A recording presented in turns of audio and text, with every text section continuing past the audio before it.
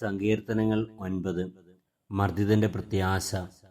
പൂർണ്ണ ഹൃദയത്തോടെ ഞാൻ കർത്താവിന് നന്ദി പറയും. അവിടുത്തെ അത്ഭുത പ്രവൃത്തികൾ ഞാൻ വിവരിക്കും. ഞാൻ അങ്ങയിൽ ആഹ്ലാദിച്ചുല്ലസിക്കും. അത്യുന്നതനായവനെ, അങ്ങയുടെ നാമത്തിന് ഞാൻ സ്തോത്രം ആലപിക്കും. എന്നാൽ എൻ്റെ എതിരാളികൾ പിന്തിരിഞ്ഞോടിയപ്പോൾ കാലിടറി വീഴുകയും അങ്ങയുടെ മുൻപിൽ നാശമടയുകയും ചെയ്തു. അങ്ങ് എനിക്ക് നീതി നടത്തി തന്നിരിക്കുന്നു. അങ്ങ് ന്യായാസനത്തിലിരുന്ന് നീതിപൂർവമായ വിധി പ്രസ്താവിച്ചു.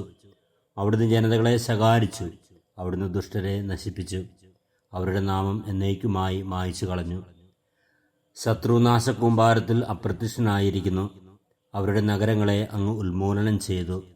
അവരുടെ സ്മരണ പോലും മാഞ്ഞുപോയിരിക്കുന്നു. എന്നാൽ കർത്താവ് എന്നേക്കുമായി സിംഹാസനസ്ഥനായിരിക്കുന്നു. ന്യായവിധിക്കാണ് അവിടുന്ന് സിംഹാസനം സ്ഥാപിച്ചിരിക്കുന്നത്. അവിടുന്ന് ലോകത്തെ നീതിയോടെ വിധിക്കുന്നു. അവിടുന്ന് ജനതകളെ നിഷ്പക്ഷമായി വിധിക്കുന്നു. കർത്താവ് മർദ്ദിതരുടെ ശക്തി ദുർഗമാണ്, കഷ്ടകാലത്ത് അവരുടെ അഭയസ്ഥാനവും. അങ്ങയുടെ നാമം അറിയുന്നവർ അങ്ങിൽ വിശ്വാസമർപ്പിക്കുന്നു. കർത്താവെ, അങ്ങയെ അന്വേഷിച്ചവരെ അങ്ങ് ഉപേക്ഷിച്ചിട്ടില്ല.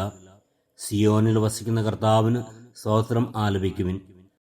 അവിടുത്തെ പ്രവർത്തികളെ ജനതകളുടെ ഇടയിൽ പ്രഘോഷിക്കുവിൻ. എന്നാൽ രക്തത്തിന് പ്രതികാരം ചെയ്യുന്ന അവിടുന്ന് അവരെ ഓർമ്മിക്കും. പീഡിതരുടെ നിലവിളി അവിടുന്ന് മറക്കുന്നില്ല. കർത്താവേ, എന്നോട് കരുണ കാണിക്കണമേ. മരണകവാടത്തിൽ നിന്ന് എന്നെ ഉദ്ധരിക്കുന്നവനെ, വൈരികൾ മൂലം ഞാൻ സഹിക്കുന്ന പീഡകൾ കാണണമേ. അങ്ങനെ ഞാൻ അവിടുത്തെ സ്തുതികൾ ആലപിക്കട്ടെ. അങ്ങ് നൽകി വിമോചനമോർത്ത് സിയോൻ പുത്രിയുടെ കവാടങ്ങളിൽ ഞാൻ സന്തോഷിക്കട്ടെ. തങ്ങൾ കുഴിച്ച കുഴിയിൽ തന്നെ ജനതകൾ വീണടിഞ്ഞു. തങ്ങൾ ഒരുക്കിയ ഗണിയിൽ അവരുടെ തന്നെ പാദങ്ങൾ കുരുങ്ങി. കർത്താവ് തന്നെ തന്നെ വെളിപ്പെടുത്തി. അവിടുന്ന് ന്യായവിധി നടത്തി. ദുഷ്ടർ പാതാളത്തിൽ പതിക്കട്ടെ. ദൈവത്തെ മറക്കുന്ന സകല ജനതകളും തന്നെ.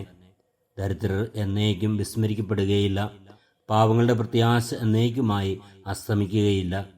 കർത്താവെ, എഴുന്നേൽക്കണമേ. മനുഷ്യർ അഹങ്കരിക്കാതിരിക്കട്ടെ. ജനതകൾ അങ്ങയുടെ സന്നിധിയിൽ വിധിക്കപ്പെടട്ടെ. കർത്താവെ, അവരെ ഭയാതീതരാക്കണമേ. തങ്ങൾ വെറും മർത്യരാണെന്ന് ജനതകൾ മനസ്സിലാക്കട്ടെ. കർത്താവായ ദൈവമേ, അങ്ങ് എപ്പോഴും നീതിപൂർവമായ വിധി പ്രസ്താവിക്കുന്നുവല്ലോ. അങ്ങ് ന്യായാധിപനായ സിംഹാസനത്തിൽ ഉപസ്ഥിതനാണ് എന്ന് ഞാൻ മനസ്സിലാക്കുന്നു.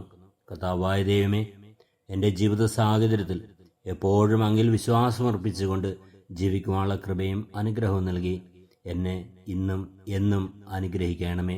നമ്മുടെ കർത്താവ് ഈശോ മിശിഹായുടെ കൃപയും പിതാവായ ദൈവത്തിൻ്റെ സ്നേഹവും പരിശുദ്ധാത്മാവിൻ്റെ സഹവാസവും നാം എല്ലാവരിലും എപ്പോഴും ഉണ്ടാകുമാറാകട്ടെ. ഇപ്പോഴും എപ്പോഴും എന്നേക്കും. ആമേൻ.